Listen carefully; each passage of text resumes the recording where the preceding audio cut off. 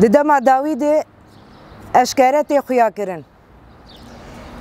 Qatilê Hevrîn Xelef siyasetmedara Kurd ya got ji ber ji kiryarên qirêj yê Daişê di dema dagirkeriya ser serê Kaniyê de qatilê wê li pêşberî ragihandina cîhanê tevayî rûyê wî eşkere bû.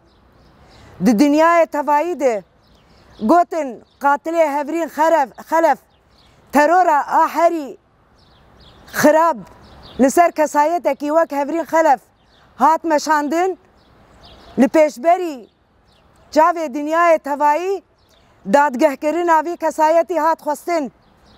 Lê berî çend rojan qatilê Hevrîn Xelef ji alî dewleta Tirk ya dagirker ya faşîzm tê odûlkirin.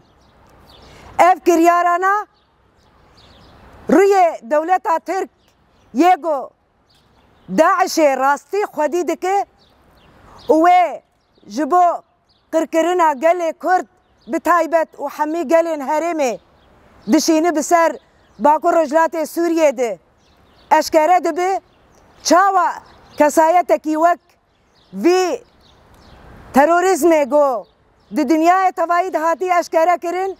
Îro di zanîngehê dewleta Tirk de şehada ilûm siyasiyê yani zanista siyasî pê tê odûlkirin.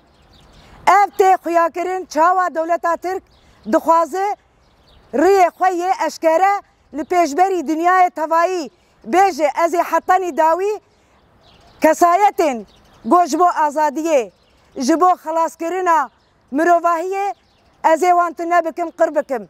Ev mesajekî bi vî şeklî dixwaze bidime. Mesaja me jî ji bo dewleta Tirk û ji bo hemî cîhanê ji bo hemî saziyên miroviyê dinyayê saziyên got îro roj bi navê demokrasî û azadiyê ban dikin, bi navê mirova ban dikin, bi navê dadgehkirina terorê ban dikin. Qatilekî wek qatil yê got siyasetmedara Kurd Hevrîn Xelef şehîd xist îro li pêşberî dinyayê wan cilê zanîngehê dewleta Tirk li xwe dike û vêna dixwaze ji bo gelê me yê got ji bo azadiyê tekoşîn dike dixwaze vîna wan bişkîne. Vîna wan ji bo azadiyê bişkîne.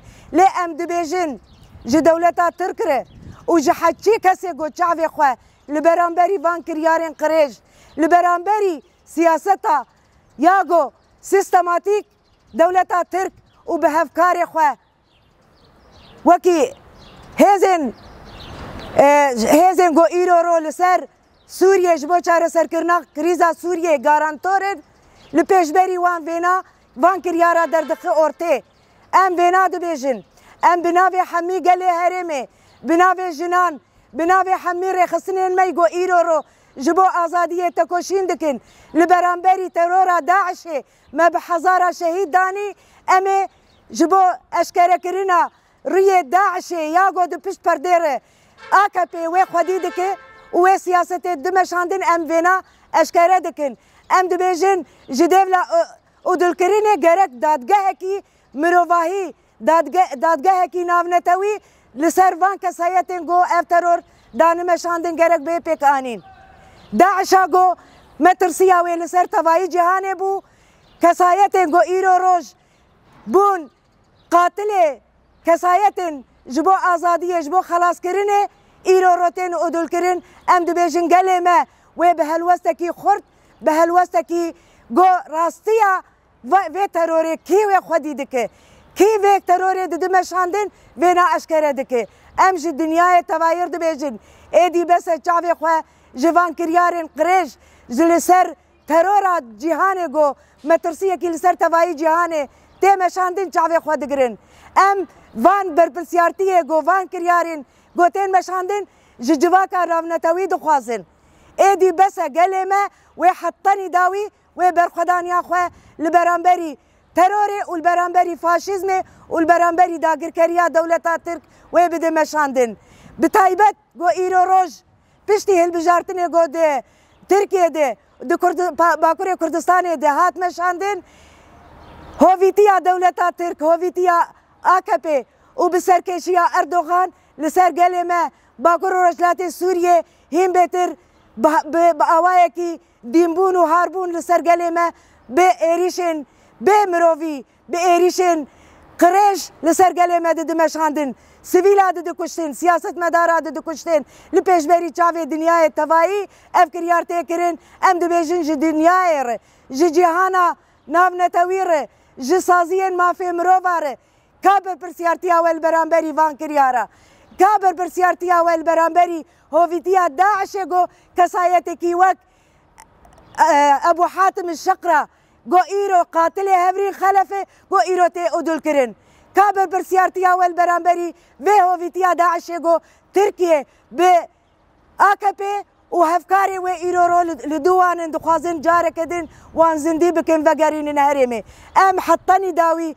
سوزدار شوپا شهید خواه وکی هفرین خلف و وکی حمی شهیدین گو اغرا آزادیه دچونه ام دبیجن و تجاری وینا ما نیش کناندن بمره هویتیا تروریزم AKP و MHP بمره فاشیزم AKP و MHP بمره هویتی و کتکاریا گو ایرو رو دخوازن لسر گل ما و باکر رجلات سوریه بدل مشاندن بجی برخودانا گل ما یا باکر رجلات سوریه جنجیان آزادی جنجیان آزادی جنجیان آزادی